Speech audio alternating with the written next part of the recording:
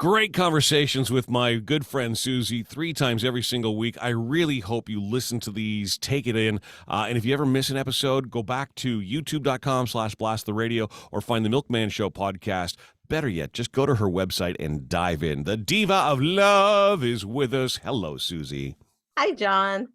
All right, today you want to guide us through how to sever unhealthy attachments. Oh, boy. Oh, boy. Yeah. And we've all had them, right? Still do. With friends, with lovers, with, just work. We've Mhm. all had those attachments. And many times we can't let go of that strong attachment. So whether it's love or lust or friendship or even to things, like we're attached to things because there's something tethering us to that experience, what we're getting out of it, right? But more often than not, it's all about you. And we like to blame, like, oh, this guy or girl led me on, or but we make our choices. We're in control of the choices we make. Right. You're You the one allow that holding behavior to on. happen around you and to you. Yeah. Yeah, you're the one holding on. And you need to ask yourself why you're still attached. False hope, loneliness, fear, could be any of those things. And that's one of the number one question I get from singles, actually, is they have this unhealthy attachment to somebody who's like just amazing, brings out kind of these passionate feelings in them. But they're just kind of hanging them on by a string or breadcrumbing or, and that's really something we need to work on, is choosing to let them do that or not. People treat us how we let them treat us. They do what we let them do. And when we don't have those boundaries, then we get into some trouble, right? And we get these unhealthy attachments. So, but some people and things will always have a special place in our heart, and nothing wrong with that, but doesn't mean that they deserve a special place in our lives. It doesn't mean that we have to give up our power to them and let them take up room in our cup when we should be filling our cup and our lives with things that empower us. And that's where we fall short, right? When we give people that power, when we have that unhealthy attachment, we're obsessed with that person or thing, then it takes away our power. They have the power over us. We no longer have the power. True. And that gets in the way of meeting your goals. It gets in the way of your healthy relationship with self, your self-worth.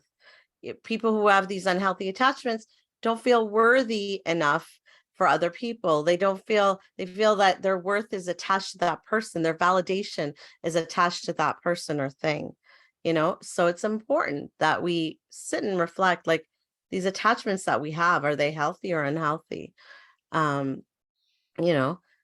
And anyone or anything that completely consumes us, our thoughts, our bodies, our whole being, is unhealthy.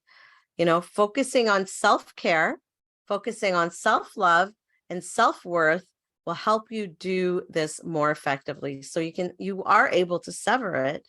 It might feel like you can't live without them, but you can, obviously.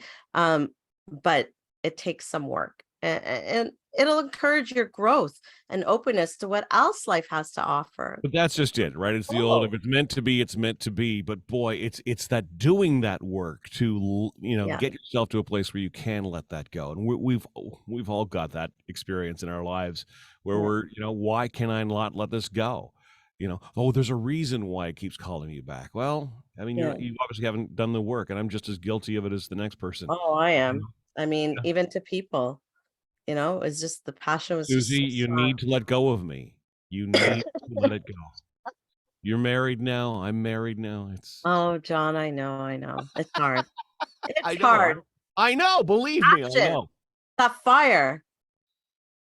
Great conversations as always. And you've got a great journal that people can put in front of themselves every single day. And it's going to just be a great building block to help sort of get them in that mindset of doing that work. And it's free for them to download. You've got great articles. Now you've got the YouTube component to what you're doing here with us on BTR.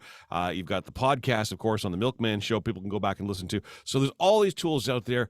Listen, Susie's a great coach. Do yourself a favor and download the content, give it a listen back, even if you only dive in for a minute or two every single day. It's that impartial person in your life who just makes so much common sense. You have to have a listen. Now, they can also book you for some one-on-one, which I highly suggest people do, and lots do. How do they get in touch? I guess is it's a long way for me to say. How do they get in touch, Susie? First, the Post-it note. Oh yes, I'm sorry. I will let go of people and things that are bad for me. I will let And go you of can people reach and me things that at are- all right. divaoflove.com.